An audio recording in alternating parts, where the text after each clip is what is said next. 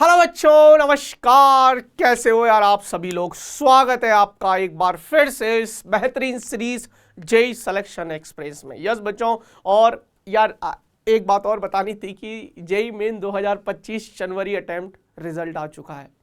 बहुत सारे ऐसे बच्चे होंगे जिनके बहुत अच्छे परसेंटाइल होंगे, उन्होंने जनवरी अटेम्प्ट में ही अपनी एनआईटी कंफर्म कर ली है।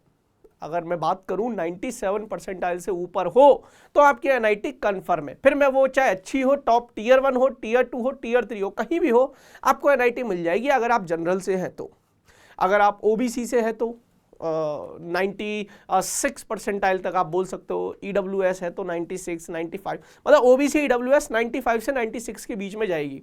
और अगर आप एसटी एससी कैटेगरी हो तो आप मान के चलिए 90 परसेंटाइल तक अगर आपके हैं तो आपको एनआईटी मिल जाएगी। बट कुछ ऐसे बच्चे हैं जो ये सोच रहे हैं कि सर अगर मेरे 10 नंबर और होते, सर अगर मेरे 20 नंबर और होते तो आज मैं भी अपनी एनआईटी कंफर्म करके बैठता। तो बेटा कौन सा अभी समय गुजर गया है, अप्रैल अटेम्प्ट बाकी है। और ये अप्रैल अटेम्प्ट 1.5 महीना है अभी, करीब करीब अगर हम बात करें तो 1.5 महीने के आसपास का समय अगर ढंग से मेहनत की जाए ना तो ये 20 नंबर 30 नंबर का जो गैप है ना ये फुलफिल किया जा सकता है स्मार्ट स्टडी करके। तो हिम्मत मत हारिए, अभी भी जंग बाकी है, अभी भी जंग जारी है, लड़ते रहिए, चलते रहिए। चलिए तो शुरू करते हैं आज का एक और नया चैप्टर।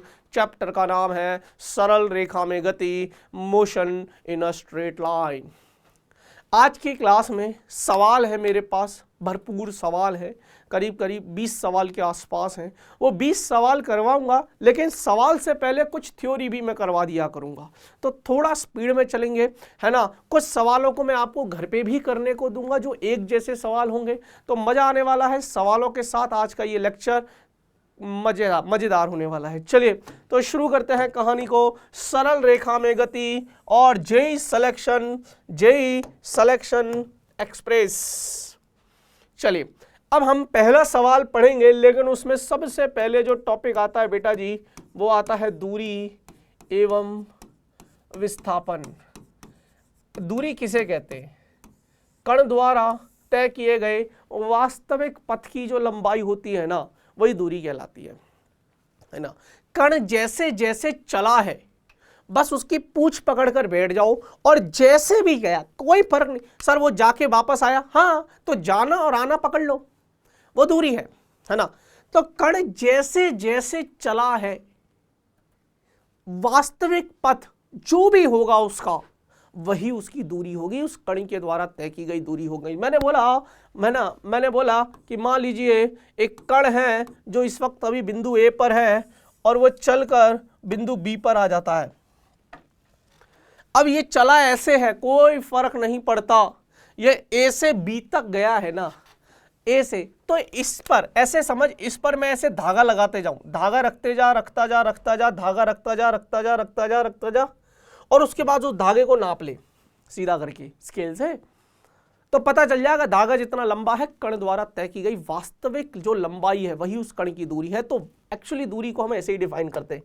लेकिन बात करें, अच्छा इसमें कुछ पॉइंट्स भी हैं, दूरी धनात्मक हो सकती है, ऋणात्मक हो सकती है ना। दूरी एक अदिश राशि है, दूरी का मात्रक क्या है, एमकेएस में, सीजीएस में, और विमीय सूत्र क्या है, फलाना ढिमकाना सब चलेगा। खैर अगर मैं विस्थापन की बात करूं तो कण द्वारा ऐसे मान के चलिए कि कण यहां से चलना प्रारंभ करता है, तो ये इसका प्रारंभिक बिंदु है, प्रारंभिक बिंदु या प्रारंभिक स्थिति।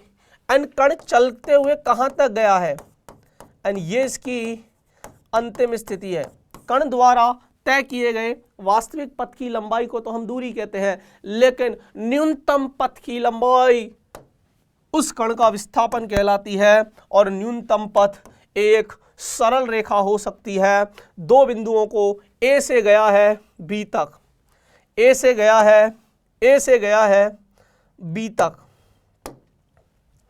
ए से गया है बी तक।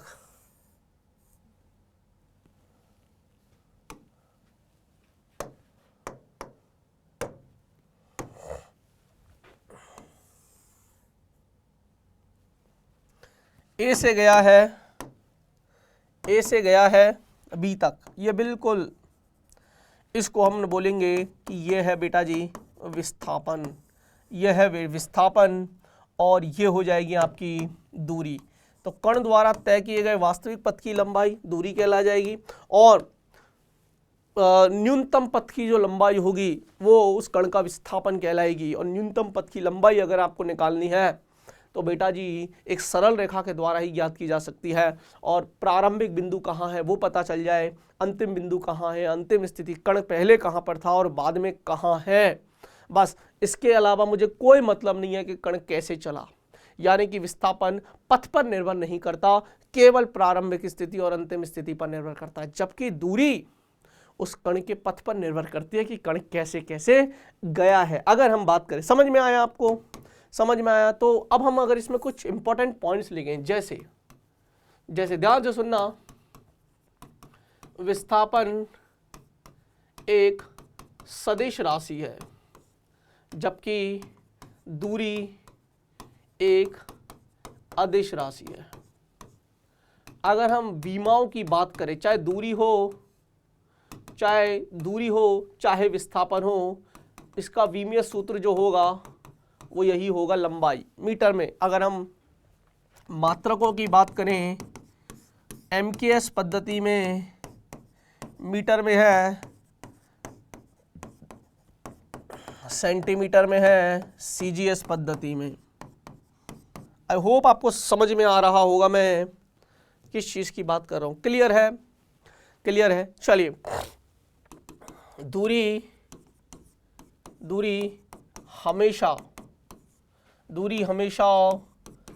हमेशा धनात्मक होती है, दूरी हमेशा धनात्मक होती है। यह कभी भी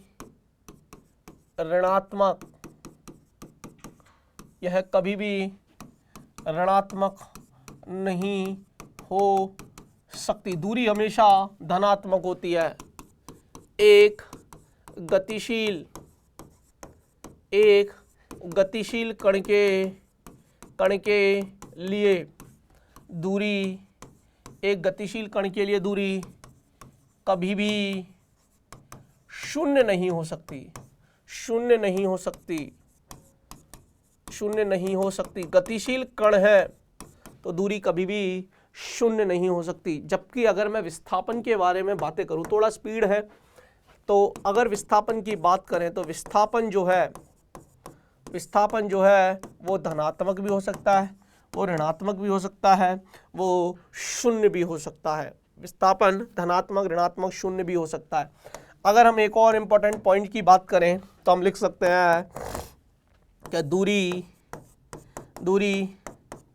कण के पथ पर निर्भर करती है, अर्थात कण कैसे चला है, जबकि विस्थापन कण के पथ से स्वतंत्र होता है। यह केवल इस बात पर निर्भर करता है कि कण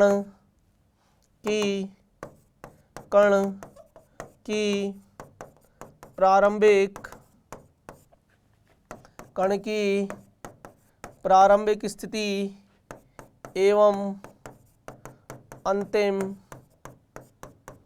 स्थिति क्या है। सीख गए? ये था आपका दूरी और विस्थापन, जो मोटा मोटी मैंने आपको बता दिया। क्लियर है? दूरी और विस्थापन के बारे में जो भी इंपॉर्टेंट पॉइंट्स हो सकते थे वो मैंने आपको बता दिए हैं। यस, दिस इज कॉल्ड विस्थापन। विस्थापन एक सदिश राशि होती है और कण जहां से चलना प्रारंभ करता है वहां पर उस सदिश की पूंछ डाल देना और कण जहां तक जाता है वहां पर उस बिंदु पर यानी कि अंतिम स्थिति तक या अंतिम स्थिति पर उस सदिश का जो तीर है, मतलब जो सिर है, बेसिकली वो सिर डाल देना। पूंछ और सिर आपको दिखाने आ जाएंगे। एक सदिश का निरूपण होता है, तीर के द्वारा दिखाया जाता है, टेल होती है, हेड होती है, सब कुछ मैंने आपको वेक्टर वाले चैप्टर में पढ़ा दिया। देखिए ये जो सीरीज है ना जेईई सिलेक्शन एक्सप्रेस, मैं आपको थोड़ा सा बता देता हूँ, बिल्कुल बेसिक से शुरू की है। आप जाइए चैनल पर जाइए, जो भी बच्चे मुझे देख रहे हैं, मैं आप सभी बच्चों से रिक्वेस्ट करूँगा कि आप जाइए, आप पहले देख कर आइए कि क्या वास्तव में सौरभ सर ने मूलभूत गणित से पढ़ाया है, क्या मैंने आपको त्रिकोणमिति से पढ़ाया है। समझिए पूरी कहानी को, त्रिकोणमिति से शुरू करी, अवकलन, समाकलन, बीज गणित मैंने आपको पढ़ा दी, जिसमें द्विघात समीकरण, एपीजी, पीएचवी, द्विपद प्रमेय, ना जाने बहुत कुछ मैंने आपको पढ़ा दिया। अब हम बात कर रहे हैं बेटा जी सरल रेखा में गति। उसके बाद तो मैंने आपको सदिश भी पढ़ा दिया था एक लेक्चर में, उसके बाद मात्रक और मापन पढ़ा दिया। अब जो बारी है वो है सरल रेखा में गति, और उसमें हमारा दूरी एवं विस्थापन भी खत्म हो चुका है। आई होप आपको ये समझ में आया होगा। तो चलिए सवालों पे चलते हैं। पहला सवाल आपके सामने, बिल्कुल बेसिक सवाल रहेंगे, धीरे धीरे हम इम्प्रूवमेंट करते जाएंगे सवालों के साथ। चलिए पहला सवाल आपके सामने है, उम्मीद करता हूं आप ये सवाल करेंगे, मेरे साथ जुड़े रहेंगे, और अगर चैनल पर नए हो तो प्लीज़ इस चैनल को सब्सक्राइब जरूर करिएगा बच्चों। आई होप आपको समझ में आ रहा है। एक वस्तु है, वो वृत्त के चतुर्थांश वक्रीय पथ के अनुदिश गति कर रही है। दूरी एवं विस्थापन का अनुपात बताना है। दूरी एवं विस्थापन का अनुपात आपको बताना है। हल नंबर 1 हम करने वाले हैं। मुझे कमेंट करिए सवाल। अच्छा, मैं हर सवाल में आपको 1 मिनट दूंगा, तो आप ये मत सोचना कि सर आप तो खड़े रह गए हो। बिल्कुल बेटा जी, वो सवाल मैं नहीं, सवाल आप करेंगे तो आपका बेनिफिट ज़्यादा है। मैं तो कर ही दूंगा खैर। तो सवाल करिए, 1 मिनट का समय लीजिए और प्लीज़ इस सवाल को सॉल्व करिए। और हाँ, जाइएगा मत बेटा, क्योंकि ये सेशन बहुत खास होने वाला है।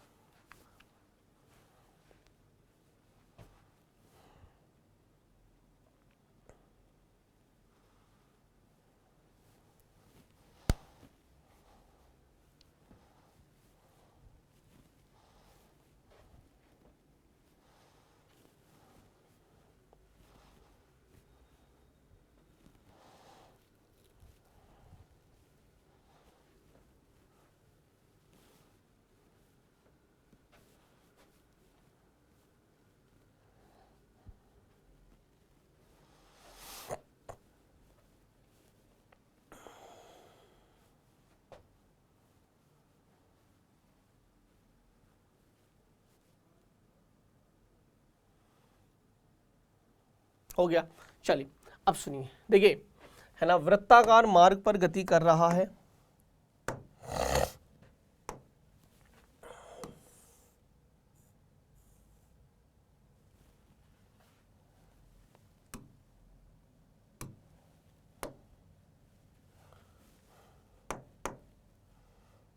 आराम से पढ़िएगा।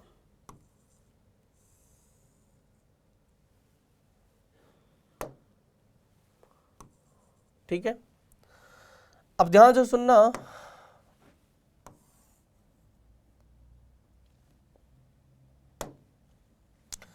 यहां पर ये है इसका चतुर्थांश भाग, ऑब्वियस सी बात है, मैंने ले लिया।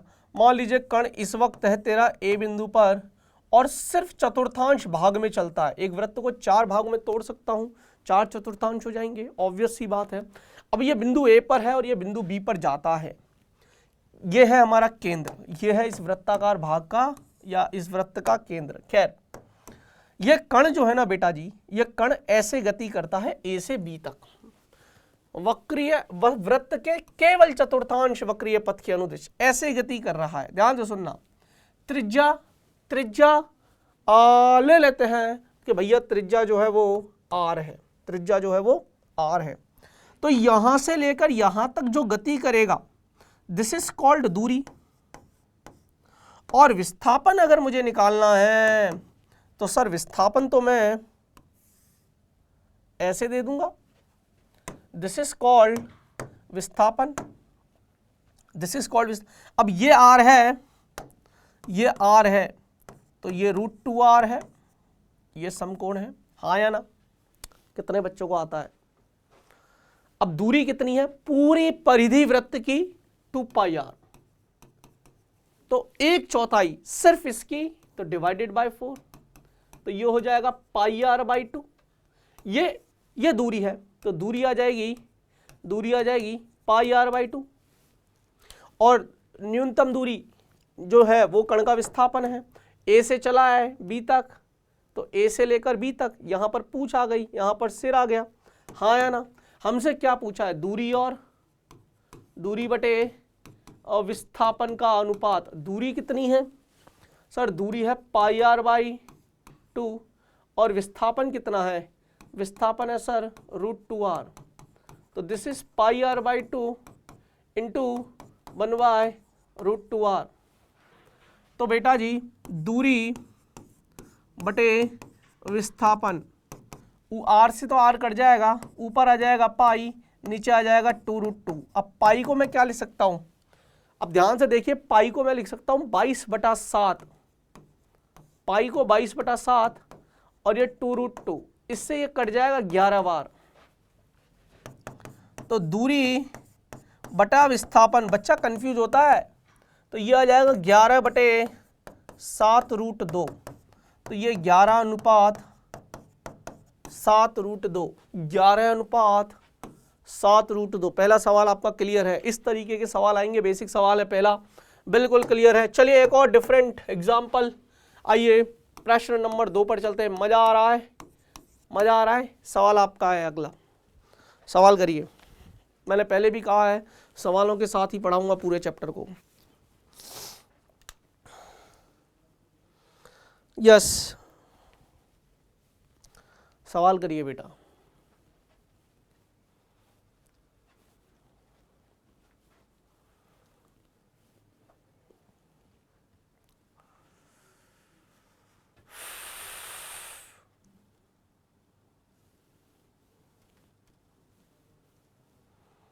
हो गया।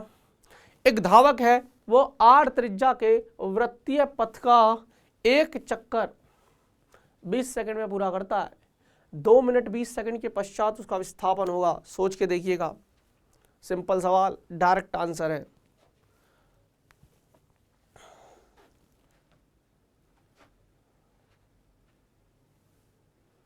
डायरेक्ट आंसर है भाई। अरे यार बेटा, इतना समय थोड़ी ना लगता है, आंसर ही आ जाना चाहिए था।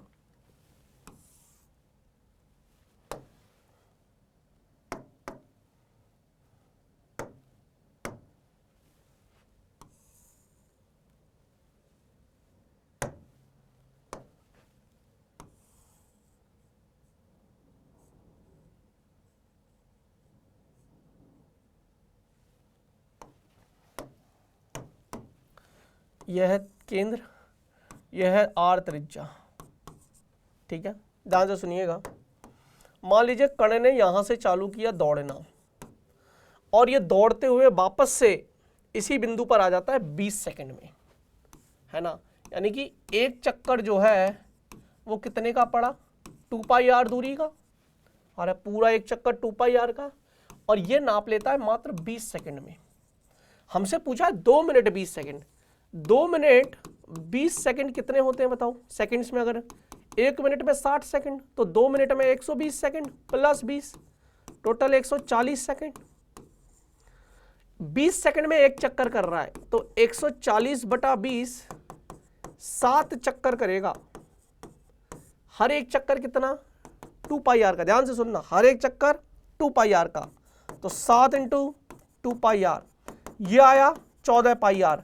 लेकिन ये दूरी आई, और 7 चक्कर के बाद ये कण क्या वापस यहीं पर होगा? इसको बिंदु बी नाम दे देते, ए और बी बराबर है। खैर, ये 7 चक्कर के बाद यहां पर लौट कर आ जाएगा। 7 चक्कर के बाद वापस आ जाएगा। 1 20 सेकंड खत्म, 2 40 सेकंड खत्म, 3 60 सेकंड खत्म, 4 80 सेकंड, 5 100 सेकंड, 6 120 सेकंड, 7 140 सेकंड। अब अगर दूरी पूछे तो आंसर है 14 पाई आर। पूछा क्या है? विस्थापन। उसी बिंदु पर आ गया। न्यूनतम पथ की लंबाई कुछ भी नहीं है ना भाई, जहां से चला था प्रारंभिक बिंदु और अंतिम बिंदु सेम है, 0, आंसर 0। खत्म करो आगे कहानी को। अगला सवाल, ओए होए होए होए होए, अगेन डिफरेंट सवाल। प्रश्न नंबर 3। चले, मैं चाहता हूं कि हर एक बच्चा इन्वॉल्वमेंट दिखाए अपना सवालों के साथ।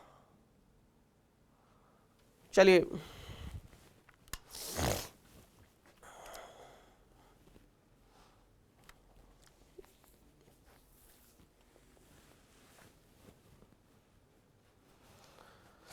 सवाल,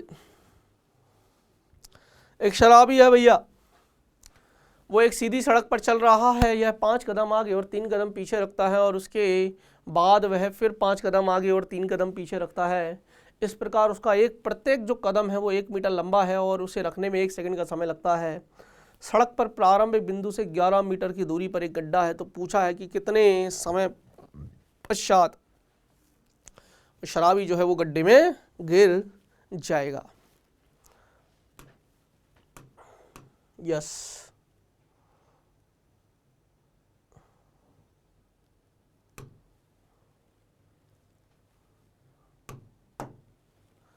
चलिए हल करते हैं। थोड़ा सा ना 3D फील कराता हूं।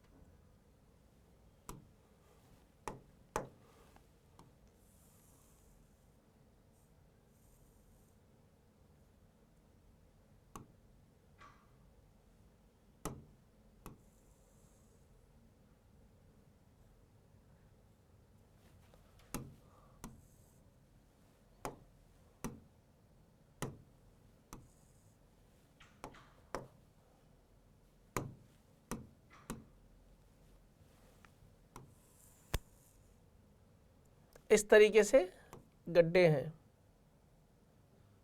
है ना, आप समझ जाओ। मतलब ऐसे चलता जा रहा है वो ना, शराबी है यहाँ पर खड़ा हुआ है। अच्छा, ये थोड़ा सा मज़ा नहीं आया, ऐसे हटा दो इसको। चलो, कह रहा ध्यान से सुनना, यहाँ पर खड़ा है वो,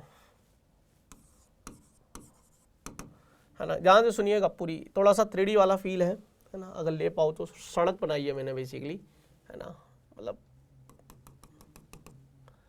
अब अगर आप फील कर पा रहे होंगे तो। ठीक ना, ये चलना शुरू करता है ना, मान लीजिए यहाँ पर चलता है, ये 1 मीटर है, ये x बराबर 0 है, ये 1 है, ये 2 है, ये 3 है, ये 4 है, ये 5 है, और ऐसे ऐसे ये 11 मीटर पर है, गड्ढा है। यहीं पर क्या है? गड्ढा है। ये शराबी जो है ना भाई साहब, ये 5 कदम आगे चलते हैं। 5, हर कदम 1 मीटर का है, तो 5 मीटर आगे चले, 3 कदम पीछे आए तो 3 मीटर। तो वास्तव में ये कितना आगे रहे? ये सिर्फ 2 मीटर आगे रहे भाई साहब। और समय कितना लगा? हर 1 मीटर को चलने में 1 सेकंड। तो 5 चले 5 सेकंड, 3 पीछे आए, तब भी 3 समय माइनस तो ना करोगे। तो 5 और 3 8, यानी कि हर 2 मीटर दूरी तय करने में 8 सेकंड का समय लग जाता है। तो अगली 2 मीटर फिर 8 सेकंड, अगली 2 मीटर फिर 8 सेकंड। अब रुक जाओ, 6 मीटर पर आ चुके हैं ये भाई साहब। 6 मीटर है आपका यहाँ पर। अब 6 के बाद जैसे ही ये अगले 5 मीटर और चलेंगे, तो 6 और 5 11, ये आदमी यहाँ आ जाएंगे, यानी कि ये और 5 मीटर चलेंगे, और 5 मीटर चलने में 5 सेकंड। तो वापस जैसे ही ये 5 मीटर चले, गड्ढा आ जाएगा और गड्ढे में गिर जाएगा भाई साहब। तो उठ के थोड़ी ना वापस पीछे 3 कदम चलने आएगा कि नहीं नहीं नहीं, हमको तो बताया कि पहली बार गड्ढे में कब गिर जाएगा, बात खत्म हो गई भैया। 6 के बाद चलेगा, सीधा गड्ढे में गिर जाएगा। तो कितना समय लगा? 8 16 8 24, 24 और 5 29 second is the right answer. चलिए, सवाल खत्म हो गया। अगला चलेंगे, अब होल्डिंग लगेंगे। दूरी विस्थापन खत्म हो गया है बेटा जी। अब है ना आपको चाल तथा एवं वेग के बारे में बताना है। चाल जैसे दूरी और विस्थापन है ना, तो जब भी चाल की बात हो रही है दूरी बटा समय करोगे, वेग की बात हो रही है तो विस्थापन बटे समय करोगे। चाल बराबर दूरी और उस दूरी को तय करने में लगा कुल समय। लेकिन अगर वेग की बात हो रही है तो वेग बटे समय, ये याद रखिएगा, सॉरी विस्थापन बटे समय, ये याद रखिएगा बेटा जी, मोटा मोटी यही है बस। चाल की बात हो दूरी बटे समय, वेग की बात हो विस्थापन बटे समय। जैसे दूरी एक अदिश राशि है, चाल भी एक अदिश राशि है, वेग विस्थापन सदिश राशि है, वेग भी सदिश राशि है। क्लियर है? मात्रक अगेन मीटर पर सेकंड हो जाएगा, बीमीय सूत्र हो जाएगा m0 L1 t-1 हो जाएगा, है ना। चाल वही अदिश राशि है, वेग सदिश राशि है। अगर हम औसत चाल की बात करें तो फिर वो delta S by delta T कर दो, फिर लिमिट लगा दोगे D S by D T, वो औसत तात्क्षणिक चाल आ जाएगा। तो औसत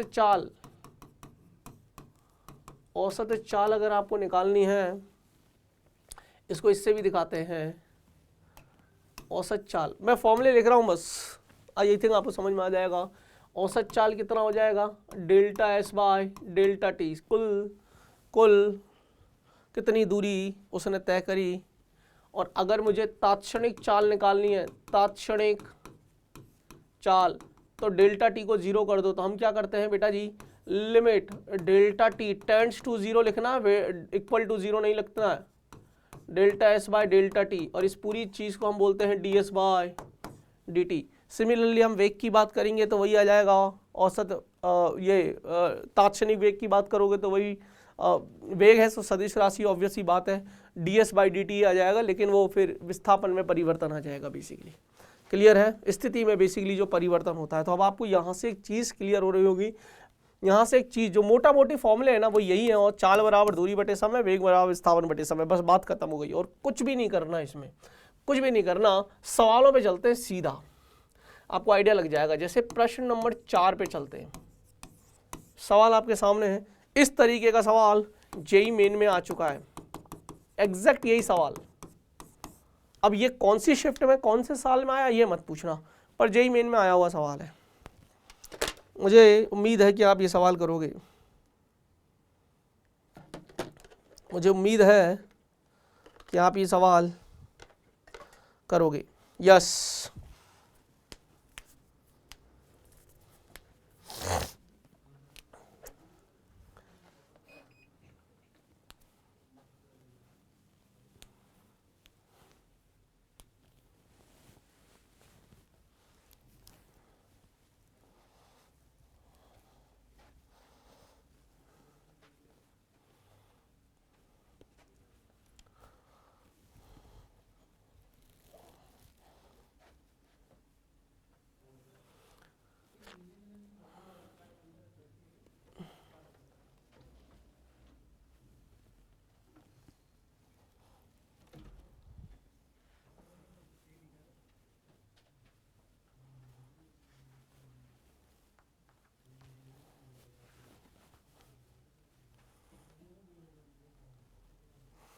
शक्ल मत देखो मेरी, सवाल आंसर। गुरुजी शक्ल अच्छी लग रही है आपकी, बेवकूफ। सवाल करो। एक वस्तु है जो 1/3 दूरी जो है वो v1 वेग के साथ दूसरी 1/3 दूरी, अच्छा कोई कण अगर सरल रेखा में सीधी सरल रेखा में गति कर रहा है तो क्या ही दूरी और क्या ही विस्थापन, अगर वो लौट के नहीं आ रहा है तो, है ना, अगर वह लौट के नहीं आ रहा है, पलटी नहीं मारी है तो, सीधी सरल रेखा में जा रहा है तो दूरी और विस्थापन का परिमाण दोनों समान होंगे। क्लियर है? चलिए, कितने बच्चों ने कर लिया इस सवाल को? भैया तुम लोग बैठे क्यों हो, सवाल करिए, सवाल। एक वस्तु 1/3 दूरी v1 वेग के साथ दूसरी 1/3 दूरी ये, और ये 1/3 दूरी है। तो मैं मान लेता हूं, ध्यान से सुनना, कि एक कण है भैया वो यहाँ से चलता है और यहाँ तक। ये जो कुल दूरी है ना, इसको मैं 3s मान लेता हूँ। हाँ सर 3s क्यों? हम तो s मानेंगे। आपको कैसे अंदर से अपनी अंतर आत्मा से आवाज आएगी 3s ही मानो? हम तो s मानेंगे। कोई बात नहीं, मान ले। तिहाई हिस्सा करना है तो फिर तू s/3 करेगा अगर s मानेगा। मैं 3s मानूंगा तो s करूंगा। मेरा वाला कैलकुलेशन थोड़ा आसान बना देगा, आपका वाला थोड़ा सा मुश्किल बना देगा। चीज क्लियर है? ये c है, ये d है, a से b तक s है, c से d तक भी s है, d से b तक भी s है। पहली एक तिहाई दूरी v1 वेग के साथ, दूसरी एक तिहाई दूरी v2 वेग के साथ, तीसरी एक तिहाई दूरी v3 वेग के साथ। मान लेते हैं कि भैया a से लेकर c तक जाने में उसको समय लगा t1। क्यों अलग अलग समय लगेगा? दूरी भले ही सेम है लेकिन तीनों का वेग अलग अलग है, और समय बराबर दूरी बटे चाल, चाल बराबर दूरी बटे समय। एक फॉर्मूला बता रहा हूँ, ये याद रखिएगा मेरा, DST। D मतलब S मतलब, बताओ, अरे बताओ। यह है दूरी, यह है चाल स्पीड, यह डिस्टेंस, और यह है समय। अब जो भी फॉर्मूला तुम्हें चाहिए वो निकाल लो। कैसे? तुम्हें दूरी निकालना है तो दूरी को ढक लो, अगल बगल में लिखे हैं मतलब गुना होंगे, ऊपर नीचे है तो भाग होंगे। अब दूरी बराबर चाल इंटू समय, दूरी बराबर चाल इंटू समय। वह नालायक कहीं के, चाल दूरी बराबर चाल इंटू समय ना, तो दूरी को ढक ले चाल इंटू समय। सर मुझे तो चाल निकालनी है तो चाल को ढक ले दूरी बटे समय। सर मुझे तो समय निकालना है तो समय को ढक ले दूरी बटे चाल। खैर ऑब्वियस ही बात है, इसको चलने में t2 समय लगेगा, इसको चलने में t3 समय। हमसे क्या पूछा है? हमसे औसत वेग पूछा है। औसत वेग है ना, कितना आ जाएगा बताओ? कुल दूरी, कुल विस्थापन, सरल रेखा में चला वही दूरी है, वही विस्थापन का परिमाण है। कुल विस्थापन बटे समय, समय लगा t1 plus t2 plus t3। समय को रिप्लेस करना पड़ेगा, समय बराबर दूरी बटे चाल, समय बराबर दूरी बटे चाल, समय बराबर दूरी बटे चाल। तो यहाँ पर बस s/3 लिखता, अगर तू इसको s मानता तो s/3 आता, और यहाँ 3s की जगह s लिखता, आंसर सेम आता। तो ये 3s, t1 t2 t3 को रिप्लेस करो, क्योंकि ये माने थे, बस यही दोनों तो जो माने हैं ना बेटा जी, उनको रिप्लेस कर दो। समय तो ये आ जाएगा s/v1 plus s/v2 plus s/v3। अब क्या करोगे? ऊपर से s, नीचे से s कॉमन ले लो, 1/v1 plus 1/v2 plus 1/v3। s से s कट जाएगा, ला ला ला ला ला ला ला 3/1/v1 plus 1/v2 plus 1/v3, v1 v2 v3 v2 v3 plus v1 v3 plus v1 v2। ऊपर चला जाएगा, कितना आ जाएगा? 3v1 v2 v3 v1 v2 plus v2 v3 plus v3 v1। This is the answer. ध्यान रखना मेरे लाडलो। अगला सवाल, प्रश्न नंबर 5 करोगे?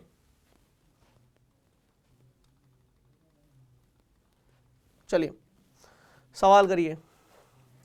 एक कण पूर्व दिशा में 2 सेकंड तक 15 मीटर पर सेकंड की चाल से गति करता है। जल्दी थोड़ा सा स्पीड पकड़ लेते हैं अब। फिर 8 सेकंड तक उत्तर दिशा में 5 मीटर पर सेकंड की चाल से गति करता है। कण की औसत चाल, अरे यार बहुत सिंपल है। पूर्व पश्चिम उत्तर दक्षिण, ये आपको मैं बता चुका हूँ। ये क्षैतिज, जैसे ये जो दिशाएं होती है ना, ये क्षैतिज तय होती हैं। बनाना मुझे ऊर्ध्वाधर तल में पड़ता है, लेकिन this is east and this is west, this is north ये साउथ। अब याद रखना ये क्षैतिज तल में होते हैं, ये ऊर्ध्वाधर तल में नहीं होते हैं। अगर बारिश हो रही है तो ऐसे साउथ में थोड़ी ना हो रही है गुरुजी, बारिश हो रही है तो बारिश का साउथ में थोड़ी ना हो रही है, बारिश ऊर्ध्वाधर नीचे की तरफ होती है। क्यों? क्योंकि बेटा जी ये क्षैतिज तल में होते हैं और बारिश ऐसे हो रही है, तो दिस इज कॉल्ड ऊर्ध्वाधर, नीचे की ओर हो रही है। खैर, अब मान लेते हैं कि एक कण है जो पूर्व दिशा में 2 सेकंड तक 15 मीटर पर सेकंड की चाल से, पूर्व दिशा ये रही 15 मीटर पर सेकंड की चाल से 2 सेकंड तक, तो कितनी दूरी तय कर लेगा? 15 × 2 30 सेकंड की दूरी तय कर लेगा। यहां से चलना शुरू करता है 30 सेकंड नहीं, 30 मीटर की दूरी तय कर लेगा, 30 मीटर की दूरी तय कर लेगा। उसके बाद 8 सेकंड तक उत्तर दिशा में 5 मीटर पर सेकंड की चाल से, तो 8 × 5 = 40। अब दूरी बराबर चाल इंटू समय, तो भैया जी ये 40 मीटर की दूरी तय कर लेगा। हमसे पूछा औसत चाल औसत चाल कण द्वारा तय की गई कुल दूरी बटे कुल समय। ये ध्यान से रखना, ये बड़ा ट्रिकी क्वेश्चन है।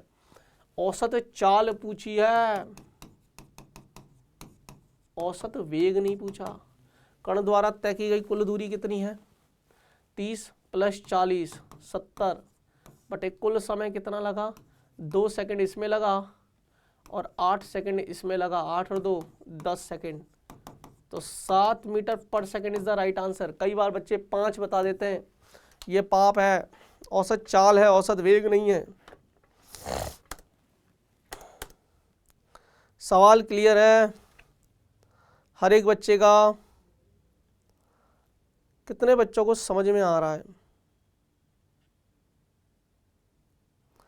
एक बार मुझे फटाफट से कमेंट करके बताओ।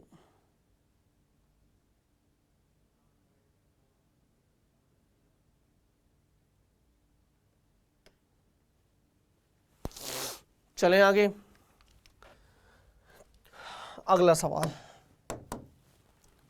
प्रश्न नंबर 6। ओए होए होए होए, अब ये वाले सवाल भी आ गए हैं, लेकिन इससे पहले थोड़ी सी थ्योरी आपको समझाऊं, या चलो इसी सवालों में समझा दूंगा मैं आपको। सवाल करिए, सवालों के साथ ही जाएंगे बेटा जी, मैंने कह तो दिया ये पूरा चैप्टर, और धीरे धीरे ही आ रहा है, टॉपिक वाइज ही सवाल आ रहे हैं, डोंट वरी। जैसे जैसे टॉपिक पढ़ाते हैं ना, वैसे वैसे ही सवाल आ रहे हैं इसमें। चले, एक कण है जिसकी स्थिति जो है वो समय के फलन के अनुसार परिवर्तित होती है किसी समय t पर। यदि त्वरण 0 है तो t का मान, त्वरण क्या होता है? वेग में परिवर्तन की दर। त्वरण की दिशा वो होगी जो वेग में परिवर्तन की दिशा होगी, ना कि वेग की दिशा। याद रखिएगा, वेग में परिवर्तन की दिशा त्वरण की दिशा होगी, ना कि वेग की दिशा त्वरण की दिशा होगी। बच्चे कई बार गलती कर बैठते हैं, ये नहीं करना है बेटा, है ना। आंसर बताओ आराम से।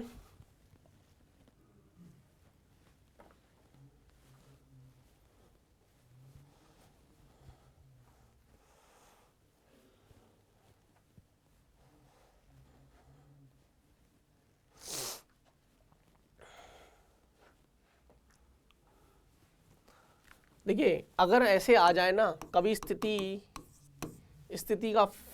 स्थिति दे रखी हो समय के फलन के रूप में x बराबर, ये पता होना चाहिए। आज के सवाल में, इसी सवाल में क्लियर हो जाएगा, at² - bt³।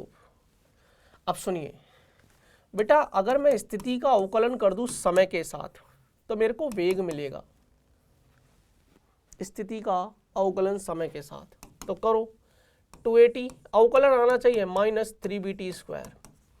और अब यहां से कहानी चेंज होती है। अगर वेग दे रखा है समय के फलन के रूप में तो त्वरण होगा dv/dt। मैं परिमाण की बात कर रहा हूं अभी, तो त्वरण निकाल लो 2a - 6bt।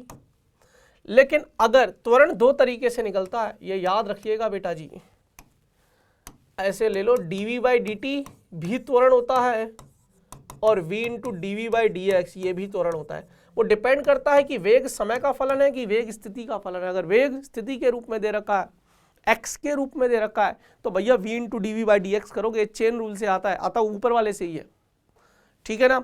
और अगर वेग समय का हो तो dv/dt कर दें। यहां पर हमें पता चला कि वेग समय का, इसलिए मैंने सीधा dv/dt कर दिया। अब उन्होंने पूछा वह समय जब त्वरण शून्य है, त्वरण मेरे पास कितना है 2a माइनस 6bt, त्वरण को 0 कर दो, 2a माइनस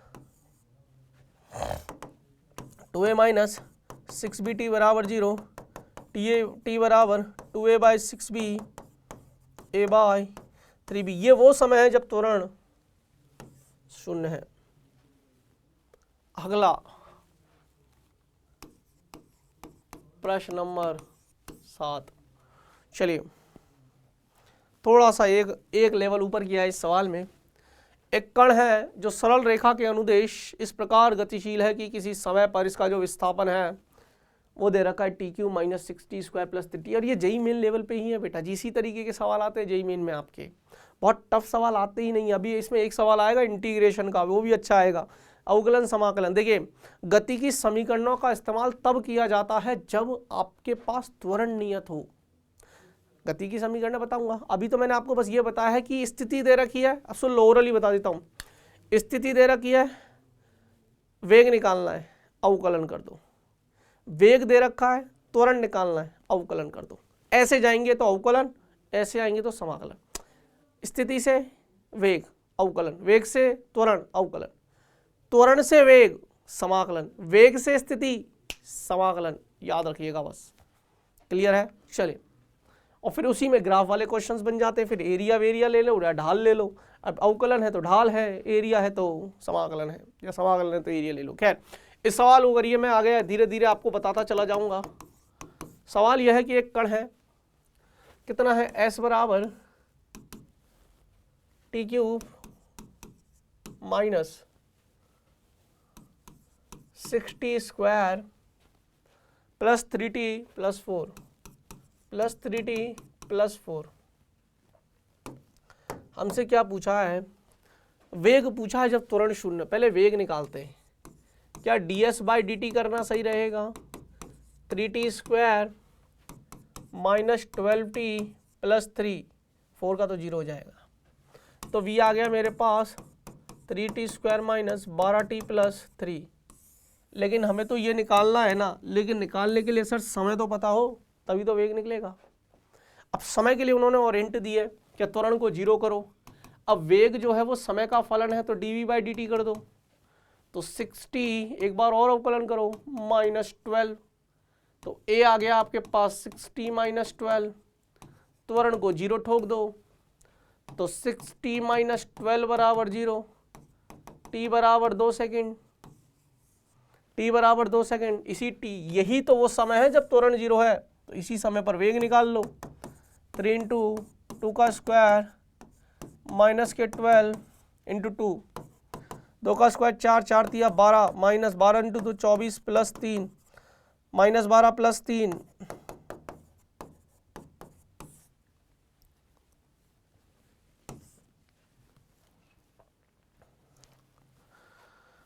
अगला सवाल, मजा आ रहा है, सच बताना ईमानदारी से। अब ये एक और लेवल ऊपर बढ़ गया है। प्रश्न नंबर 8 इस तरीके का सवाल जेईई मेन में आ चुका है। जो भी जिस तरीके की वैरायटी के सवाल, हालांकि इससे पहले वाला भी जो करवाया था ना, ये इस तरीके के सवाल भी जेईई मेन में आ चुके हैं। डोंट वरी, निश्चिंत रहिए, मैं करवाऊंगा सवालों को। सवाल करिए। ये सच में अच्छा सवाल है, ये सच में अच्छा सवाल है। ये आता है जेईई मेन में, एक बार नहीं 2-3 बार पूछा जा चुका है। AIEEE में अलग अलग सालों में, अलग अलग जब एग्ज़ाम का नाम चेंज हुआ उससे पहले भी आ चुका है। 2012 तक AIEEE था, तो 2012 से पहले भी ये सवाल आ चुका है, और 2012 के बाद जेईई मेन हो गया तब भी ये सवाल 1-2 बार आ चुका है। तो है मतलब 3-4 बार ये सवाल मुझे देखने को मिल गया, अलग अलग रूप में, अलग अलग लैंग्वेजेस में, पर पर्पज़ यही है, फीलिंग यही है, आंसर यही है। चलिए सवाल को करिए, कोशिश करिए इस सवाल को अपना बनाने की। Yes yes yes yes yes yes, करिए इस सवाल को करिए। Everybody please try to solve this question. रुकना नहीं है, थमना नहीं है। थक गए क्या?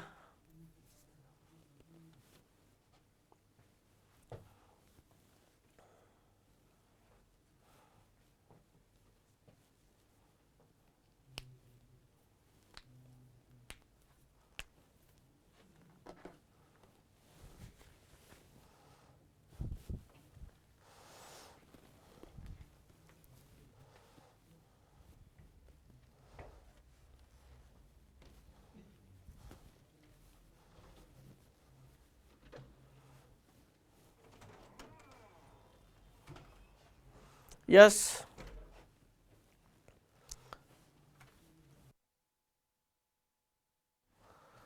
हाँ जी बच्चों, चलिए पानी पी लेता हूँ मैं, जब तक आप इस सवाल को करिए और आंसर निकालने की कोशिश करिए।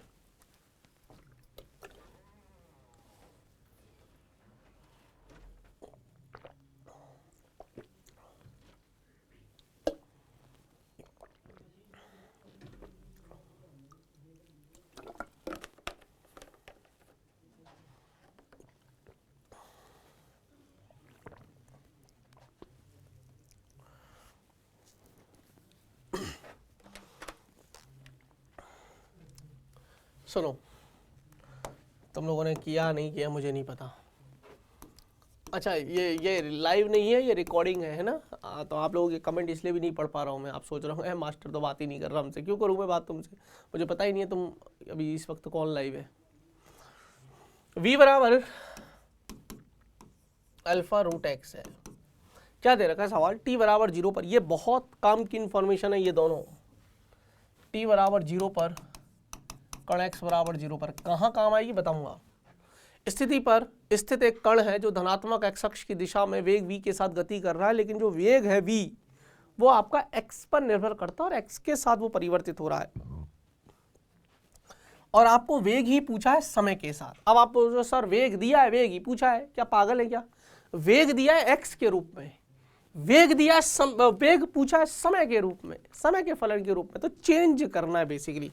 और मैंने आपको बताया था बेटा जी कि अगर वेग स्थिति का फलन है तो त्वरण निकालने के लिए आप v into D V by D X का सहारा ले सकते हो।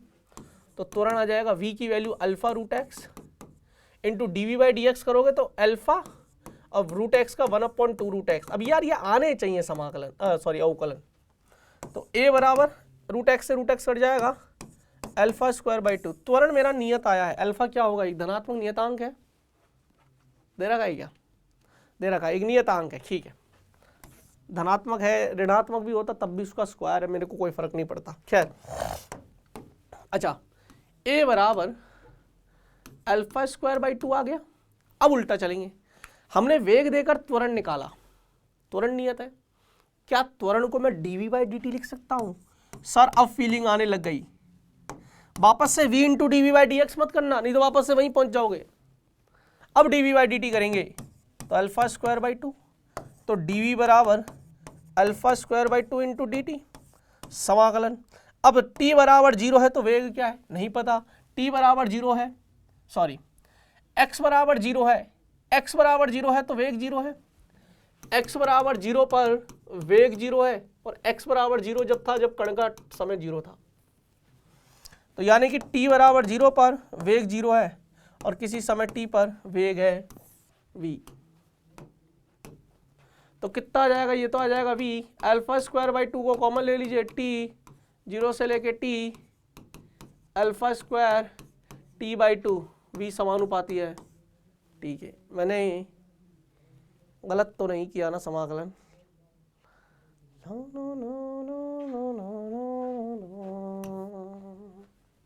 देख लेना कैलकुलेशन, बाकी कॉन्सेप्ट में कोई एरर नहीं आएगा, ठीक है ना? आई होप सही होना चाहिए, है ना? मतलब अगर कैलकुलेशन सही है तो तुरंत आई गया था मेरा, वी अल्फा रूट एक्स है, A V D V by D X, तो ये रहा alpha D V by D X, alpha into root X 1/2 root X alpha square by 2 हो जाएगा, D by D T, D T को दरवेज दो, alpha square by 2 पूरा नहीं था, ले लिया, डी टी का करोगे टी 0 से T alpha square T by 2 V. हमसे पूछा गया है वेग में समय के साथ परिवर्तन होता है, वी समानुपाती। अब अल्फा स्क्वायर बाई 2 तो नियत है ना, और नियत और बराबर का चिन्ह समानुपाती बनाते हैं, तो वी समानुपाती है, ठीक है। अगला सवाल, अब हम आ गए गति की समीकरणों पर। चलो गति की समीकरणें, गति की समीकरणें, एक बात याद रखना बेटा। अच्छा, ये गुरुत्व की अधीन गति पर भी आ गया क्या मैं?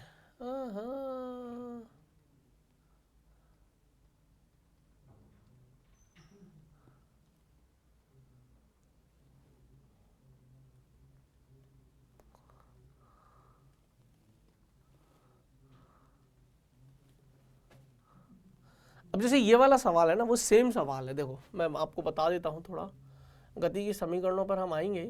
मैं ना थोड़ा सा ये वाला जो सवाल है ना, ये ऊपर वाला ऊपर लेके आना चाहता हूँ,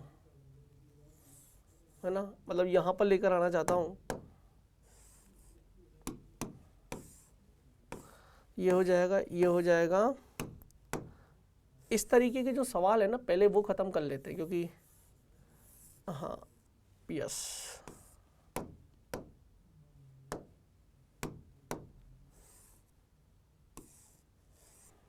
ये हो जाएगा।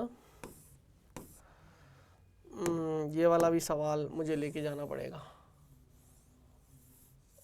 सॉरी बेटा, थोड़ा सा चेंजेस है, सोच रहा हूँ ये वाले सवाल पहले करवा दूँ, फिर ये इन पे चलेंगे और ये आ जाएगा और फिर ग्राफ आ जाएगा। खैर ठीक है, ठीक है।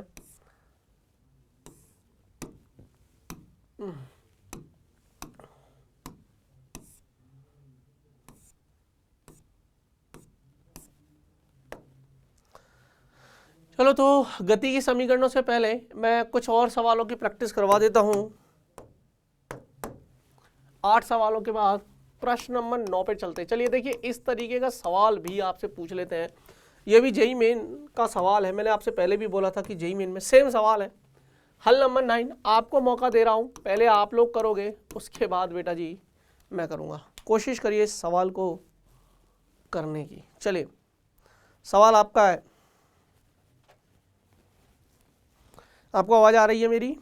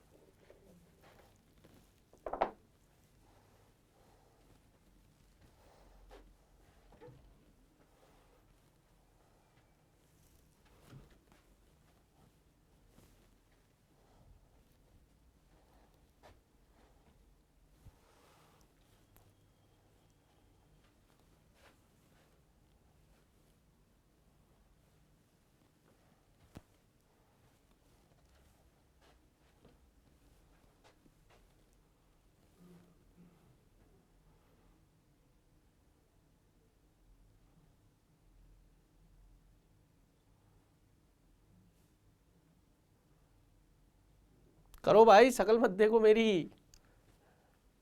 अरे सेम सवाल है भाई, सेम सेम सेम।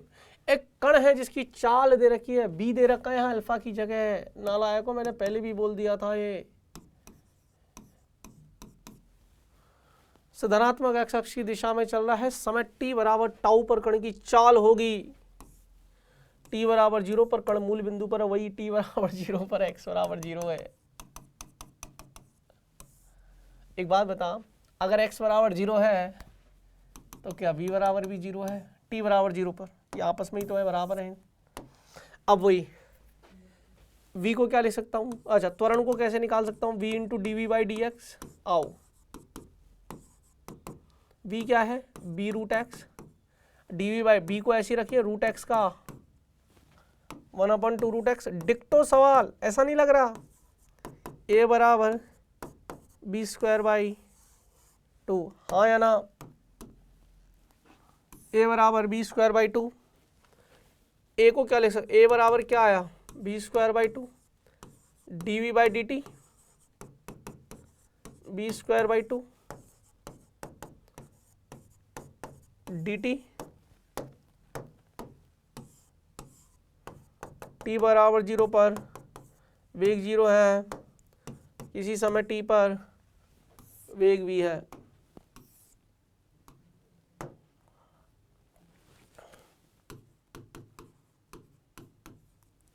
और ये t बराबर टाउ पर पूछा है।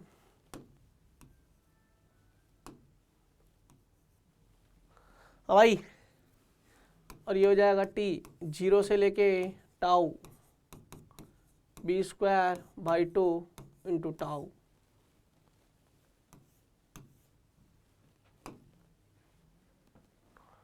अगला सवाल प्रश्न नंबर 10। मैं ये कह रहा हूँ रुकना नहीं है, सवालों की प्रैक्टिस, और इसी तरीके के सवाल ज़्यादातर पूछे जाते हैं। वो गति के समीकरणों वगैरह पे सवाल ज़्यादा पूछते नहीं है, गुरुत्व के अधीन की गति पे सवाल ज़्यादा पूछते नहीं हैं। जहाँ से सवाल एक्चुअली बनते हैं ना, वही पूछते हैं वो लोग। यस, मुझे आंसर जानना है जल्दी।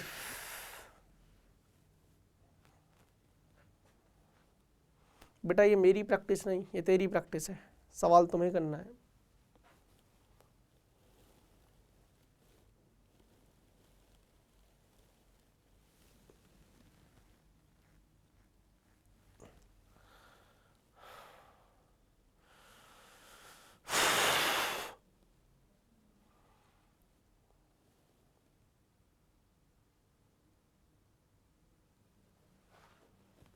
कितने बच्चों का आंसर 50 आया?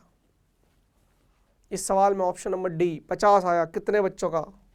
झूठ मत बोलना। है 50 गलत भी हो सकता है सर कैसी बात, तो आंसर बता ही दिया आपने, बिल्कुल सही है, 50 ही आ रहा है सर। अब तो 50 ही आ रहा है सर, नहीं आ रहा तो ला देंगे सर, कैसे भी करके 50 ही लाएंगे सर।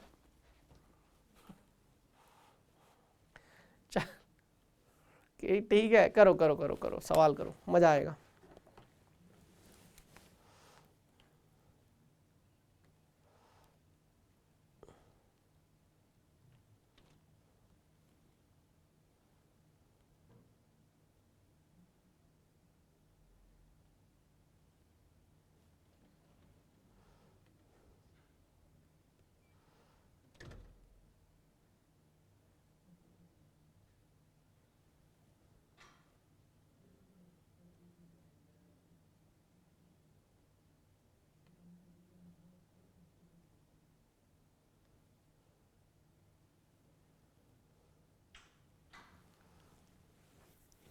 चलो, स्थिति दे रखी है,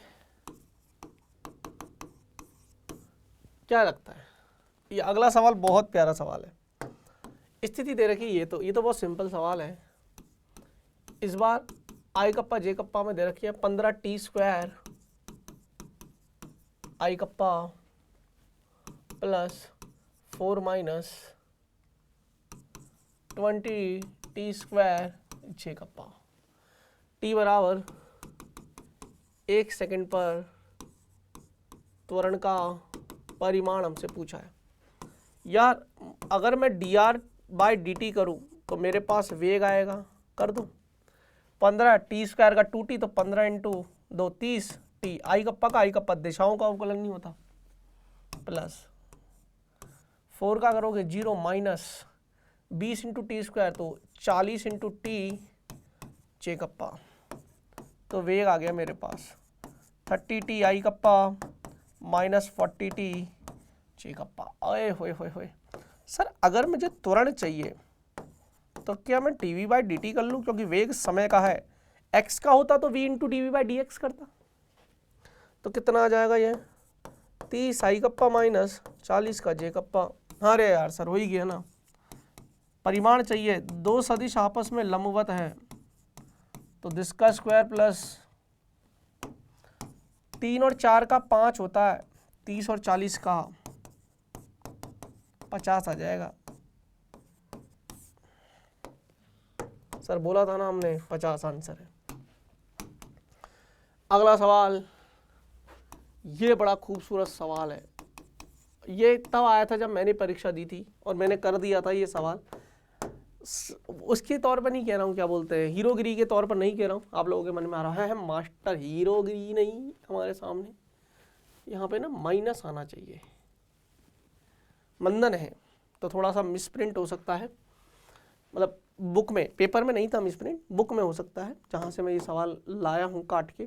खैर, AIEEE 2011 में ये सवाल आया था जब मैंने ड्रॉप लेकर इस सवाल परीक्षा दी थी। 12th में मैं जब मैं 2010 में था, 2010 में एक बार दिया था। उसके बाद मैंने एक साल ड्रॉप लिया, जैसा आप बहुत सारे बच्चे होंगे जो ड्रॉप ले रखा होगा। उसमें ड्रॉप लेने में कोई बुराई नहीं है। तैयारी को थोड़ा शानदार करा तो चीज़ें आने लग जाती हैं। ये सवाल है बेटा जी कि 6.25 मीटर की चाल से गतिशील एक वस्तु का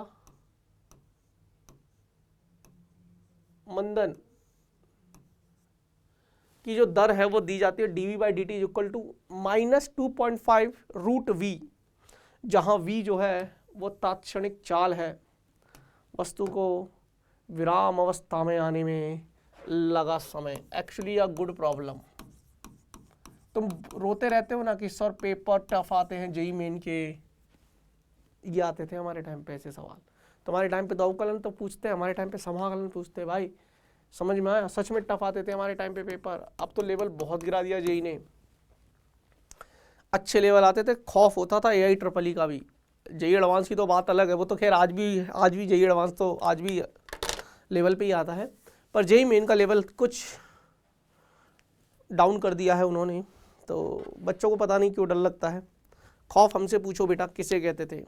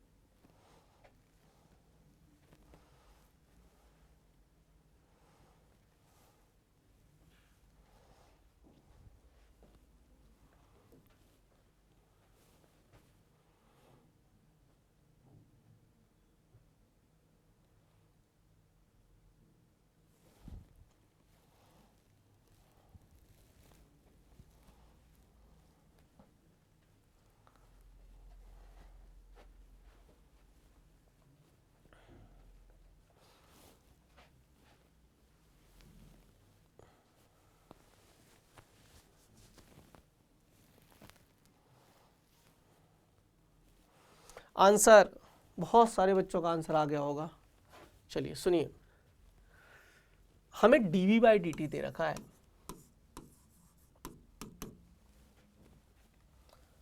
माइनस के 2.5 रूट v, और पूछा है विराम अवस्था में आने में समय।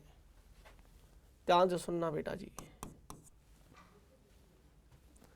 वेग को 0 करना पड़ेगा, तो dv बराबर minus k 2.5 into root we dt। एक ही चीज है सर, उल्टा सही है। समाकलन करते हैं। अच्छा सॉरी क्या कर रहा हूँ यार, मैं भी बेवकूफ हो गया हूँ। रूट वी को नीचे लेके आओ, एक बिरादरी वालों को एक तरफ ले लो, dv by root v minus k 2.5 dt। t बराबर जब 0 था तब कण की चाल थी, और वो ये थी। बच्चा कई बार 0 लिख देता है, आंसर नेगेटिव आ जाएगा। भाई अंतिम वेग 0 करना है ना, और किसी समय t पर मान लेते हैं कण विराम में आ गया, सॉल्व कर डालो इसको, बस आंसर आ जाएगा। अब ये ध्यान से सुनना, ये 1/√v है, v की घात आधा है, ऊपर चला जाएगा v की घात माइनस आधा dv 6.25 से 0, 6.25 से 0 हो जाएगा। हाँ या ना का जवाब दो बच्चों, क्लियर है। अब ध्यान से सुनना, ये हो जाएगा माइनस 2.5 को बाहर ले लो, और ये dt 0 से ले गए किसी समय t पर, ये वो समय जो हमें ज्ञात करना। अब इसका x की घात n है ना, इसका समाकलन, तो ये v की घात माइनस आधा प्लस 1, तो ये प्लस का आधा नीचे प्लस का आधा 6.25 0, ये माइनस का 2.5 t, ये 2 पर चला जाएगा 2, और ये v की घात आधा है तो रूट v 6.25 से 0 minus k 2.5 into T. Limit डालोगे, ऊपर वाली डालोगे तो 0 माइनस, अब ये 6.25 है तो 2 इंटू 6.25 बराबर माइनस के 2.5 इंटू टी, तो -2 6.25 का अंडर रूट लोगे ना तो 2.5 आएगा। अब 625 का 25 होता है, अब इसको 625 बटे 100 लिख दो, 100 का 10 आ जाएगा, 625 का 25 आ जाएगा, 25 बटा 10 2.5। माइनस से माइनस को उड़ाओ, 2.5 से 2.5 को उड़ाओ, टी बराबर 2 सेकेंड। सवाल समझ में आया?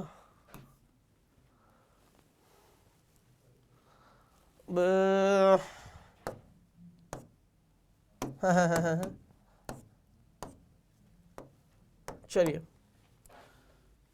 अब गति की समीकरणों पे चलते हैं। गति की समीकरण, पहली एक लाइन जरूर लिखना कि जब केवल जब त्वरण नियत हो तभी इन समीकरणों का उपयोग करना है। कमेंट करके बताइए गति की समीकरण। S बराबर u T plus half A T square, V बराबर U प्लस ए टी और V स्क्वायर बराबर U square plus 2AS। V अंतिम वेग, U प्रारंभिक वेग, S विस्थापन, T समय, A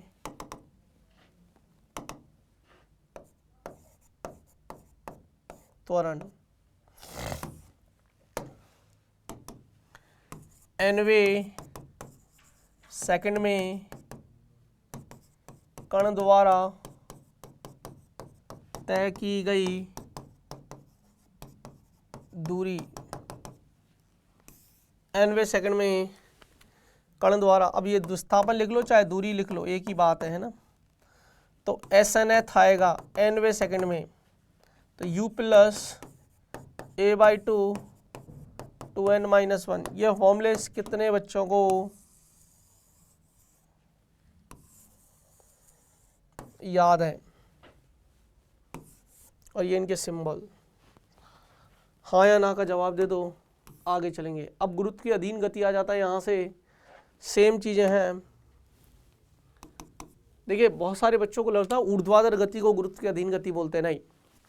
अगर वस्तु मुक्त गलत बोल दिया अगर वस्तु मुक्त रूप से गति कर रही है, वस्तु मुक्त रूप से गति कर रही है ना, प्रॉपर जी के इफेक्ट पे गति कर रही है, तो ही वो ऊर्ध्वाधर गति है, तो ही वो गुरुत्व के अधीन गति है। मेरा दिमाग पता नहीं कहाँ चला गया, तो ही वो गुरुत्व की अधीन गति है। अगर मैं इसमें रॉकेट लगा, इंजन लगा के और इसको मैं ऐसे ऊपर लेके जा रहा हूँ, या मैं इसको हाथ से पकड़ के ऊपर लेकर जा रहा हूँ, तो ये गुरुत्व की अधीन गति नहीं है सर। देखिए ना, गुरुत्व की अधीन गति है ना ऊर्ध्वाधर गति, नहीं नहीं नहीं नहीं नहीं, दिस इज कॉल्ड गुरुत्व की अधीन गति। प्रॉपर जी के इफेक्ट में गिर रहा है, प्रॉपर गुरुत्वाकर्षण बल लग रहा है इस पे, बस और कुछ नहीं। हवा के प्रतिरोध को नगण्य मान लेता है तो। या अगर मैं इसको ऊपर फेंक दूँ, अगर मैं इसको ऊपर फेंक दूँ तो भी ये गुरुत्व की अधीन गति है, लेकिन इसको अगर मैं ऊपर से ऐसे ला रहा हूँ धीरे धीरे, या ऐसे लेकर जा रहा हूँ, तो ये गुरुत्व की अधीन गति नहीं है, पहले ही कह देता हूँ। ऐसे सवाल आते हैं कि गर्म गैस का गुब्बारा है, टोकरी में एक आदमी बैठा है, वहाँ से हाथ निकाल के एक पत्थर को फेंकता है, तो उसमें गति की समीकरण लगाओगे या नहीं लगाओगे वो डिपेंड करता है। जैसे ही पत्थर को छोड़ दिया उसके बाद वो पत्थर पर गुरुत्व की अधीन गति लगाओगे, क्योंकि अब पत्थर मुक्त हो गया है। लेकिन अगर तुम गर्म गैस के गुब्बारे में बैठकर पत्थर को ऊपर लेकर जा रहे हो तो गुरुत्व की अधीन गति नहीं लगाओगे, तुम्हारे हाथ में है वो, और वो अभी गुरुत्व की अधीन गति नहीं है, वो किसी ना किसी कोई ना कोई नेट फोर्स होगा ऊपर की तरफ, तो उसका समत्वरण होगा ए। आई होप आपको ये क्लियर है। मजा नहीं आ रहा यार। गुरुत्व के अधीन गति, चिन्ह परिपाटी पर चलेंगे। पहले ये लिख देता हूं, v बराबर u minus g t, h बराबर u t minus half g t square v square बराबर यू स्क्वायर माइनस के 2g h और एच एन एथ एनवे तो u minus g by 2 n minus 1। कितने बच्चों को मेरी बात समझ में आ रही है? मोस्ट इंपॉर्टेंट साइन कन्वेंशन, चिन्ह परिपाटी। भैया मेरा बहुत सिंपल सा रूल है चिन्ह परिपाटी को पढ़ाने का। हर वो चीज़ जिसकी दिशा ऊपर है, अगर सदिश राशि है तो, है ना, समय में कोई मतलब ही नहीं है। हर वो चीज़ जिसकी दिशा ऊपर है पॉजिटिव ले लूँगा। हर वो चीज़ जिसकी दिशा नीचे है नेगेटिव ले लूँगा। ख़त्म हो गई कहानी। सवाल बताऊं कैसे? प्रश्न नंबर 12 आ जाओ सवालों पर। फिर ये करेंगे, अरे यार जल्दी जल्दी करो, जल्दी जल्दी। हाँ, एक दो सवाल आपको दे दूंगा, है ना। एक सवाल दूंगा आपको, बहुत अच्छा सवाल है, क्योंकि समय की भी सीमा है ना। आज थोड़ा सा जल्दी पढ़ाना है मेरे को, मतलब जल्दी ही ख़त्म करूँगा। पूरा 2 घंटे नहीं पढ़ाऊँगा, मैं पहले ही कह देता हूँ। ये 1.5 घंटे के आसपास रहने वाला है, क्योंकि मैं थोड़ा सा जल्दी में हूँ बेटा जी, थोड़ा सा जल्दी में हूँ, है ना। मेरे को बता ही देता हूँ, मेरे को ट्रेन पकड़नी है भाई, है ना। कहीं तो जा रहा हूँ मैं, तो मेरी ट्रेन ना मिस हो जाए। तो जब आप ये रिकॉर्डिंग देख रहे होंगे तब मैं ट्रेन में हूँगा, मान के चलिएगा। पक्की बात है? नहीं? हाँ ठीक है। सुनिए, मीनार के शीर्ष से ऊपर की ओर यू वेग से फेंका गया एक पत्थर धरातल पर 3 वेग के साथ पहुंचता है, तो मीनार की ऊंचाई क्या होगी? हल नंबर 12 सॉल्व करिए सवाल को।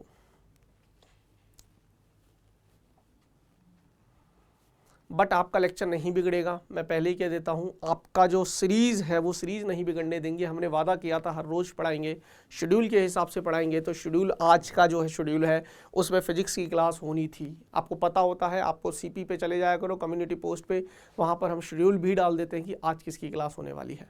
विद फेस डाल देते हैं, 2-2 का पेयर में फेस आते हैं कि आज, तो इसका मतलब है कि आज इन 2 सर की क्लास होने वाली है, ठीक है ना। तो आज सुबह आई थिंक आपकी किसकी क्लास हुई थी, एक बार मुझे कमेंट करके बताइएगा। सुबह आई थिंक आपकी केमिस्ट्री की क्लास हुई होगी, और अब शाम को मेरी फिजिक्स की क्लास आप देख ही रहे हो, ठीक है ना। तो कल शाम को भी मेरी क्लास है, कल भी मेरी क्लास होगी शाम को, है ना। हाँ, कल आई थिंक 14 तारीख है, 14 तारीख को भी मेरी क्लास है शाम को, और उसमें मैं आपको पढ़ाऊँगा समतल में गति। प्रक्षेप पे गति है, बेसिकली सवाल ही उसमें करने वाले हैं। ज़्यादा इंटरेस्टिंग चैप्टर है, और उसमें सवाल आते हैं। एक्चुअली धरातल से धरातल तक का जो प्रक्षेपण है ना, वहाँ से ना जाने कितने ही सवाल पूछे जाते हैं। सुनिए, हल नंबर 12। आइए मीनार बनाते हैं। मीनार मीनार मीनार मीनार मीनार बनाओगे मेरे साथ?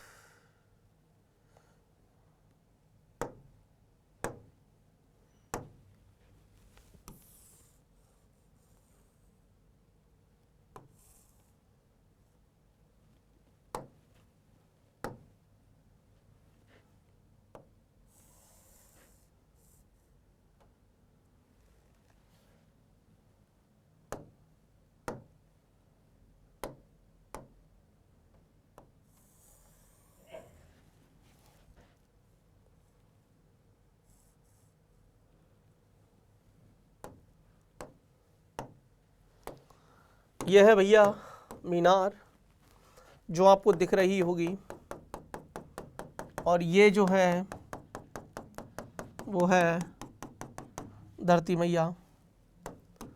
कितने मीनार मैं बना ही देता हूँ बच्चों को। अक्सर मैं मीनार डायग्राम के साथ ही समझाता हूँ। मैं इन सवालों को मैंने बहुत अच्छे से पढ़ा रखा है, और मैं वापस से आपको बोलता हूँ बेटा जी, हमारी ऐप पर चले जाओ।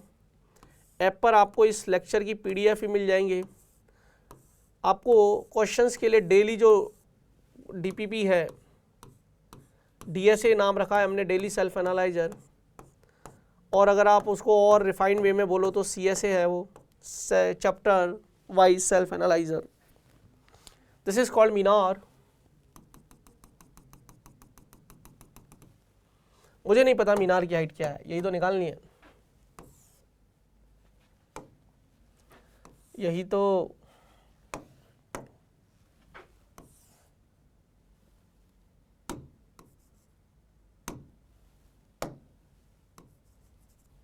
H ऊंचाई है, ये H ऊंचाई की मीनार है। मीनार के शीर्ष से ऊर्ध्वाधर ऊपर की ओर, ये शीर्ष है, U वेग से फेंक दिया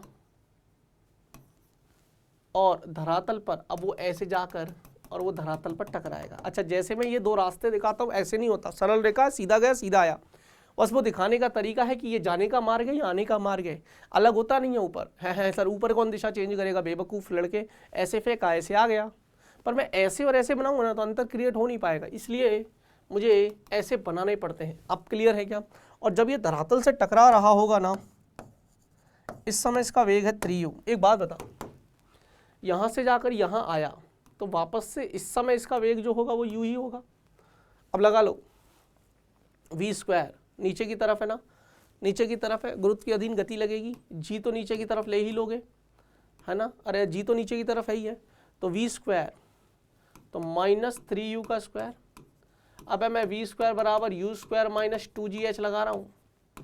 u कितना है, ये भी नीचे है, -2, g तो नीचे था ही, तो g का ही माइनस है ये, और h भी नीचे है, विस्थापन। अब नालायक, यहाँ से लेकर यहाँ तक तो विस्थापन 0 है ना, जहाँ से फेंका, अब सिर्फ यही तो है, तो ये -h है, तो ये 9u² बराबर u² माइनस और माइनस प्लस 2gh, खत्म।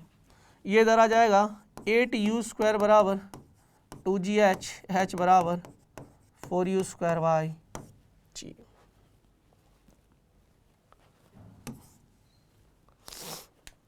क्लियर है?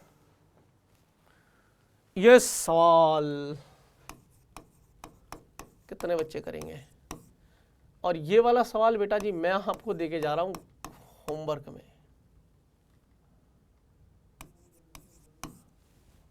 इसको लिख लो होमवर्क। बड़ा प्यारा सवाल जेईई मेन में आया है। सर आप हमें टफ सवाल देके जा रहे हो, नालायक, आसान सवाल है, जैसे जैसे बोला वैसे वैसे करता जाना, आसान सवाल है, घबराने की बिल्कुल ज़रूरत नहीं है। ये वाला सवाल मैं करवाऊंगा आपको, प्रश्न नंबर 13, 14 और फिर ये दो सवाल है। ये सवाल जेईई मेन में आ चुका है और ख़त्म करेंगे। ये सवाल करिए आप फटाफट से, एवरीबॉडी प्लीज़। इस सवाल को सॉल्व करेंगे आप सभी बच्चे। मज़ा आ रहा है?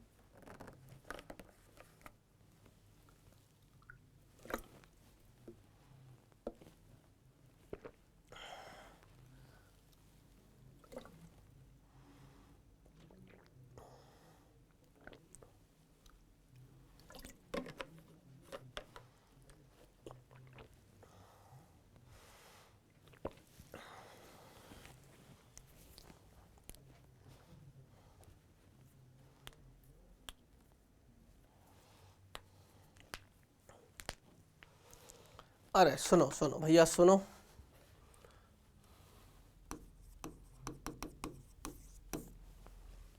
h ऊंचाई की एक मीनार है से मुक्त रूप से गिराई जाती है एक वस्तु, जमीन तक पहुंचने में t समय लगता है, तो t/2 सेकंड। अब बच्चा है ना डायरेक्ट आंसर देता है सर, पूरी ऊंचाई h ऊंचाई गिरने में सर h ऊंचाई गिरने में उसको t समय लगता है। ये कौन है? ये मीनार है, बुर्ज खलीफा। क्या कहते हो? बुर्ज खलीफा। चलिए अब भैया आए थे तो थोड़ा सा एंटरटेनमेंट कर दिया था, है ना, कंप्यूटर वाले भैया आ जाते हैं, वो थोड़ा देखते रहते हैं रिकॉर्डिंग चल रही है नहीं चल रही, तो थोड़ा सा भैया के सामने डायलॉग मार दिया बुर्ज खलीफा, खुश हो गए एकदम। चलिए तो ये ठीक है, ये है भैया हमारी मीनार। सर तो आप हमारे सामने काहे नहीं मारते, नालायक, पढ़ ले, जेईई है तेरा।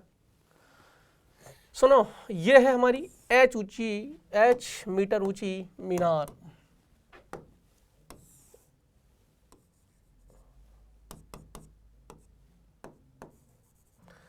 इसको मैंने गिरा दिया, यहाँ से एक वस्तु, इसको नहीं, मीनार को नहीं, यहाँ से एक वस्तु को, अच्छा छोड़ने में और फेंकने में फ़र्क है, अगर गिराया है तो u बराबर 0 है, फेंका है तो u बराबर 0 नहीं है, फेंकने में और छोड़ने में फ़र्क है। जब ये वस्तु नीचे आ रही होगी तब कुछ ना कुछ वेग से टकराएगी, और बोला है कि t समय में नीचे आ जाती है, t बराबर 0 पर इसको मैंने छोड़ा है, और g तो हमें पता ही है ऊर्ध्वाधर नीचे है। तो पहले इसके लिए समीकरण लगाते हैं, तो माइनस के h बराबर u कितना है 0, u इंटू समय t माइनस के हाफ g t स्क्वायर, तो माइनस के h बराबर माइनस के half g t square, h बराबर हाफ जी टी स्क्वायर, समीकरण नंबर 1। अब उन्होंने बोला है कि t/2 सेकंड में, कॉमन सेंस ये बोलता है कि h ऊंचाई नीचे गिरने में t समय लगता है, तो t/2 आधे समय में h/2 दूरी तय कर लेगा। नहीं, ये एक्सेलरेटेड मोशन होते हैं बेटा जी, g है कांस्टेंट होता तो बिल्कुल आपकी गणित सही बैठती, लेकिन again it's a g effect, yes g लग रहा है यहाँ पे। तो मुझे पता नहीं है, तो मान लेते हैं कि किसी समय t/2 पर ये स्मॉल h दूरी तय करके आ गया, तो निकाल लेते हैं माइनस h बराबर, u तो अभी भी 0 है, समय हम t/2, क्योंकि t/2 में ही तो इसने h दूरी तय करी small h, minus half g t/2 का स्क्वायर, तो माइनस h बराबर तो 0 हो जाएगा, माइनस के half g T square by 4, minus से माइनस उड़ जाएगा, h बराबर half g t square into 1/4, ये इसकी वैल्यू क्या है कैपिटल H, तो h बराबर h/4। अब सुनो, अब बच्चा यहाँ पे जल्दीबाजी करता है, ये h/4 ऊपर से है, तो धरती से कितना है, धरती से 3h/4, पूछा कहाँ से है ना। अब धरातल से h/2 ये तो नहीं है, धरातल से h/4, बच्चा h/4 देखकर आंसर टिक कर देता, ये भी नहीं है, धरातल से h/4 थोड़ी ना है, धरातल से तो 3h/4 है, दिस इज द आंसर। मात मत खा जाना, पहले ही कह देता हूँ ऑप्शन टिक करने में, यही छोटी छोटी गलतियाँ होती है जो बच्चा पाप कर बैठता है। उम्र भर गालिब यही भूल करता रहा, धूल उसके चेहरे पर थी और आईने साफ करता रहा। अपनी गलतियों को देखिए, अपनी गलतियों से सीखिए, बेस्ट है। प्रश्न नंबर 15 की कहानी है। अब थोड़े ग्राफ वाले सवाल, मैंने सारे क्वेश्चन का टेस्ट आपको ऑलमोस्ट दे दिया है, खत्म करूंगा लास्ट 2 सवाल। ये सवाल बेस्ट सवाल है, ये जेईई मेन का सवाल है, जेईई मेन में आया हुआ सवाल है, और आपको आई थिंक समझ में आया होगा। चलिए सवाल करिए फटाफट से। Yes everybody please.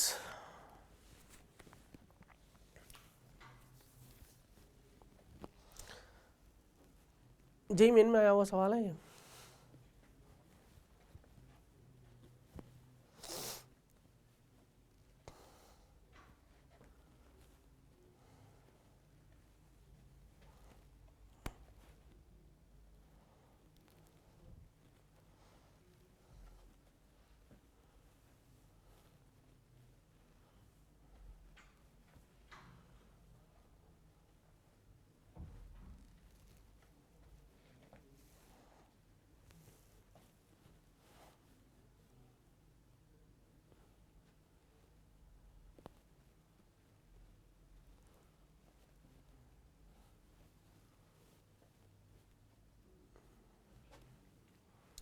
शक्ल मत देखो भाई।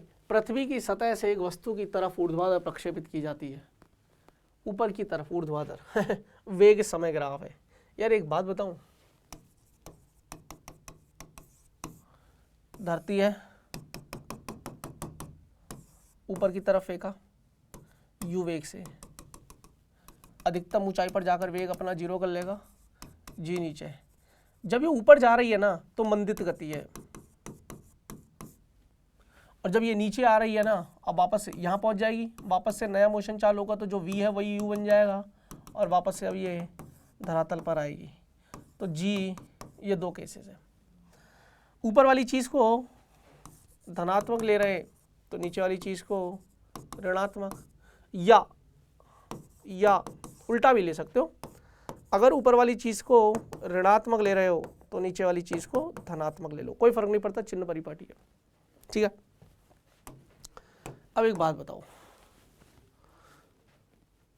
ऊर्ध्वाधर ऊपर की तरफ फेंका, जब तुम फेंक रहे थे तो कुछ ना कुछ वेग था, तो वेग वर्सेस समय का ग्राफ है।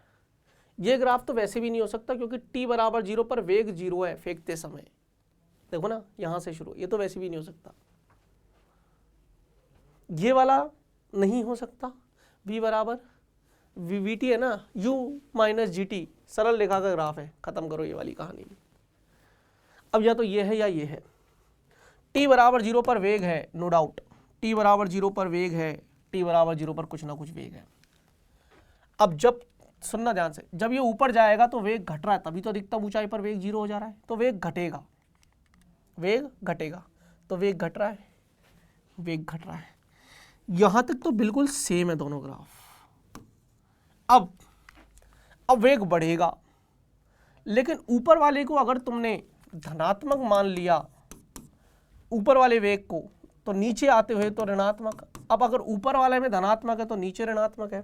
अब इसमें क्या हो रहा है ना बेटा जी, वेग बढ़ा है, इसमें भी वेग बढ़ा है, लेकिन ये धनात्मक की धनात्मक, ऊपर जाते समय भी धनात्मक और नीचे आते समय भी धनात्मक नहीं। ऊपर जाते समय धनात्मक है तो नीचे आते समय ऋणात्मक, वाई अक्ष के ऊपर, मूल बिंदु के ऊपर है तो प्लस है, नीचे है तो माइनस है। This is the best graph. यही मेन का सवाल था, प्रश्न नंबर 16, लास्ट सवाल। अजीब है ना सवाल ये वाला, सॉल्व करिए, आखिरी मौका, आखिरी चांस। सवाल को देखिए, हाथ टूट पड़िए।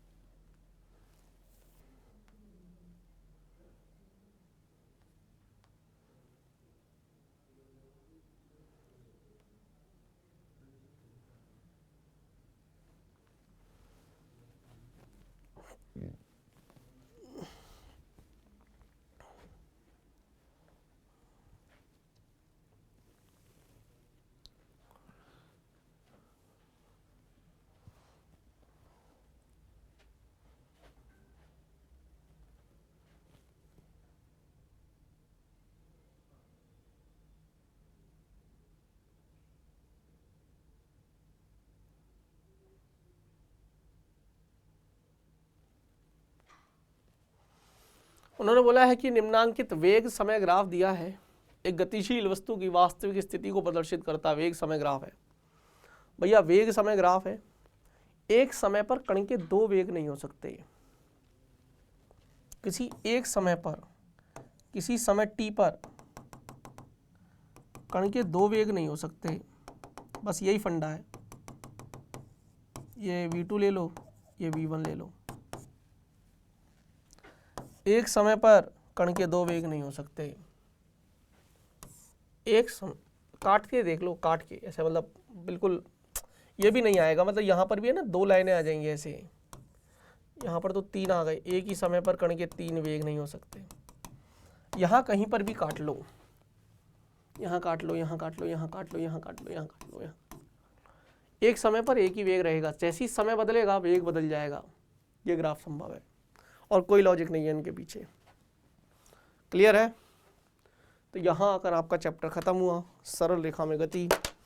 कैसा लगा एक बार मुझे कमेंट करके बताइए। और हाँ बच्चों, जिन भी बच्चों का जेईई मेन रिजल्ट आ चुका है, आपको लग रहा होगा कि सर मेरा तो सिलेक्शन नहीं हुआ, पर सर अगर 20-30 नंबर होते तो एनआईटी अभी ले लेता।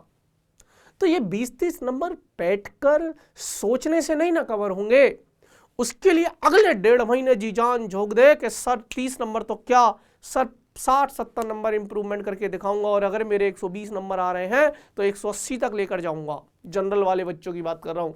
120 बच्चे अगर ST/SC कैटेगरी वालों के आ रहे हैं तो आपके तो वैसे भी एनआईटी सेफ है, पर अगर आपके मार्क्स 70-80 आ रहे हैं तो आप इसको 100 नंबर तक लेकर जरूर जाइएगा। ST/SC कैटेगरी वाले बच्चे, मैं फिर बता रहा हूँ, प्लीज़ प्लीज़, और मैंने वीडियो भी बना दिया है, एक वीडियो बना दिया है एक्सपेक्टेड मार्क्स वर्सेस परसेंटाइल, जाकर देखिए, अभी कल ही डला है वो वीडियो, डल गया है वो वीडियो। जाकर देखिए, उन सेशंस को ज़रूर देखा करिए।